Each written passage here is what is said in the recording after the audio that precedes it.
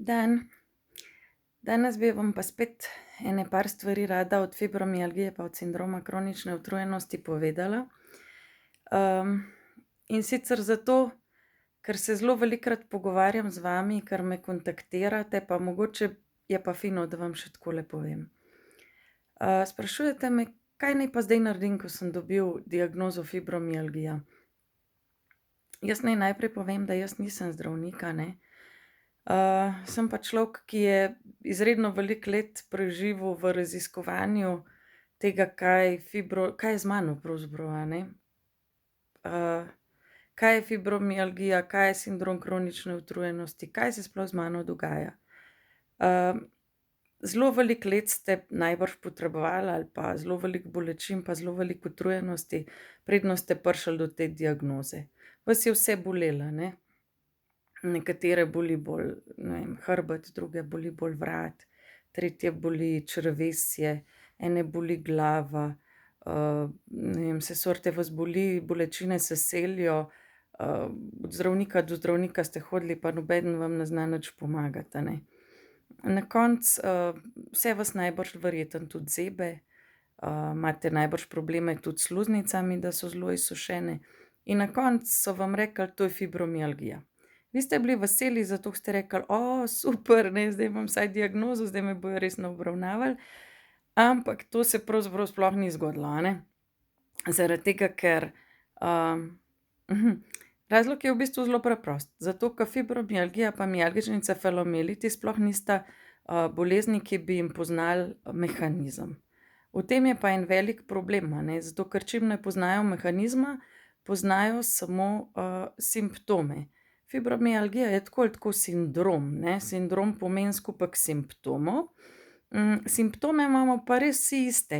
Tako kot sem prej rekla, boli vas, utrujeni ste, premraženi in tako naprej, termostat vam ne dela, a ne, notranji in tako naprej. Jaz sem začela zelo gruntati, no, saj zadnjič sem vam v videu razlagala, zakaj vse se meni zdi vzrok temu oziroma da fibra ni samostojna bolezen. Uradna medicina razlaga, da je to neka preobčutljivost, bom rekla, živčnega sistema. To nikjer ni dokazano, a ne. To je neka hipoteza, ki je zdaj ta hip, najbolj splošno veljavno sprejeta med zdravniki. Kar pa ne pomeni, da je to neko dejstvo ali pa da je to resnica, ampak je to samo do sedaj veljavna hipoteza, ker oni z nobeno mašino niso ničesar drugega odkrili. Odkrili so pa pri fibromialgiji, da imajo ljudje določene simptome, se pravi tiste, ko smo jih prej našteli, oziroma te, ki jih vi pač imate. To ima skoraj vsak, a ne, od nas, samo pač na različnih koncih telesa. In odkrili so, da ne vejo, kaj to povzroča, a ne. In ker ni mašine, ki bi to zaznala, oni sklepajo, da je to na podlagi tega, da naše živčevje pretirano reagira. A je to res ali ne, jaz ne vem. Moje osebno mnenje je, da ne, ker meni se puzle tukaj ne zložijo. Ne glede na to, da, oni razlagajo seveda, da je tudi, velik del problemov izhaja iz tega, da smo mi imeli neke stresne okoliščine, a ne, in da zaradi tega naši živci narobe reagirajo.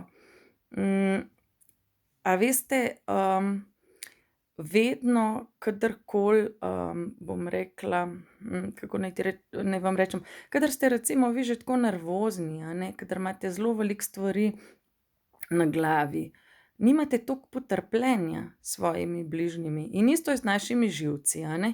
Kadar se ukvarja z neko oreng boleznijo, takrat nima toliko živcev za vse ostale zadeve, a ne. In če imate vi veliko stresa na glavi, bo vaš živčni sistem še toliko bolj obremenjen in bo še prej odreagiral, a ne. To je moje osebno mišljenje, a ne, vi si morate ustvariti svojo sliko, kaj vi o tem mislite.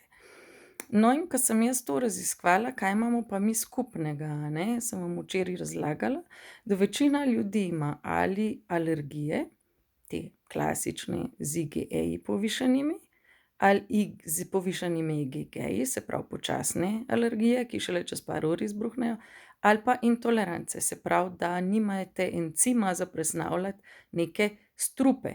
Skoraj vsi imamo te alergije ali pa intolerance na strupe. To je ena možnost. Se pravi, da imate ogromno histamina v žilah, ki vam dela strašna vnetja po žilah, in ta vnetja po žilah preprečijo presnovo dobro kisika. Zaradi tega ste vi hipoksični, nimate dovolj kisika, a ne, v telesu, v tkivih. Enako se zgodi, če imate vi recimo, ne vem, mikrovaskularno disfunkcijo, vazospazme, če imate recimo Raynaudov sindrom, je možno, da imate spazme tudi drugod po telesu. In isto se zgodi, če imate na primer podobne stvari, ki so antifosfolipidni sindrom ali pa druge te revmatske bolezni. Vse te reči povzročajo hipoksijo, se pravi, vaše telo ne presnavlja kisika. Nekatera telesa imajo pa probleme z limfatičnim sistemom. Limfa jim ne odplakne strupov proč, a ne. Limfa bi mogla odpeljati strupe, pa jih ne odpelje vedno tako, kot bi jih mogla. Ne delujejo tudi te kapilare tako, kot je treba.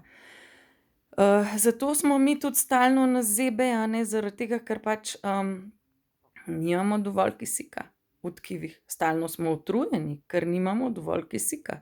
Stalno smo utrujeni, ne moremo se spomniti besed, ker nimamo dovolj kisika v glavi.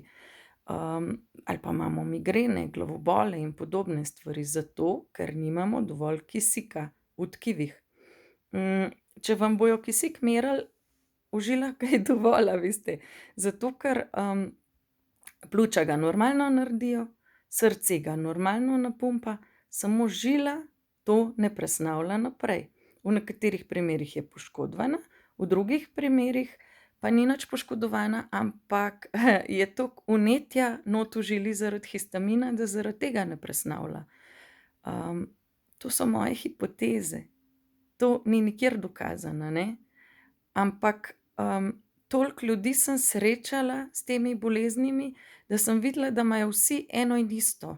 Eni so imeli borelijo, a ne, tudi druge stvari so lahko vzrok. Lahko je Epstein-Barrov virus, lahko je, ki je okvaril žile, lahko je citomegalovirus ali pa katerikoli drugi virusi.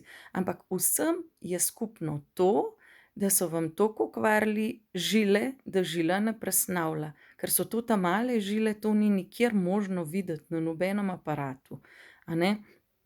In to pa je problem, ker ti, ko prideš k zdravniku, on lahko naredi samo tisto, kar njemu aparati, mašine omogočajo.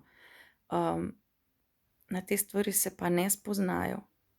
Oni ne vejo, kaj višek histamina povzroča, čeprav je popolnoma jasno, da če imate vi, ne vem, neko histaminsko intoleranco, vam bo celo slabo od tega, ker boste toliko zastrupljeni, a ne. Vaše telo ne bo niti kisika čez spravilo, niti strupov odplaknilo, a ne. In če seštejemo, kaj imamo mi vsi skupnega, je skupno to, da smo vsi na neki način zastrupljeni, a ne. Tudi ponavadi ne prenašamo nekih strupov, imamo reakcije na razno strupeno okolje. Je pa res, da imamo zelo različne reakcije. Eni imajo na strupe iz okolja, drugi pa na strupe iz hrane. Od kod, morate pa sami pogruntati, a ne. Bom vsak dan en tak kratek, ne vsak dan ne, ampak vsak teden en tak kratek prispevek naredila, pa če vas kaj zanima okrog tega, pa me kar vprašajte spodaj. Lepo bodite. Pa.